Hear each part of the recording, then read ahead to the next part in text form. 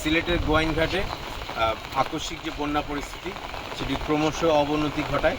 জনস্বার্থে এবং জননিরাপত্তা নিশ্চিত করার জন্য মানুষের জানমাল রক্ষায় আমাদের এখানে গোয়াইনঘাটে যে টুরিস্ট স্পটগুলো রয়েছে, জাফলং, রাতারগুল, বিছানাকান্দি, পান্থুমাই, এই পর্যটন স্পটগুলো অনির্দিষ্টকালের জন্য বন্ধ ঘোষণা করা হলো। বন্যা পরিস্থিতি যখন স্বাভাবিক হবে এবং মানুষের জানমালের নিরাপত্তার জন্য যখন এটি উপযুক্ত হবে, তখন পরিস্থিতি বিবেচনা সাপেক্ষে পর্যটন স্পটগুলো পুনরায় চালু করা হবে।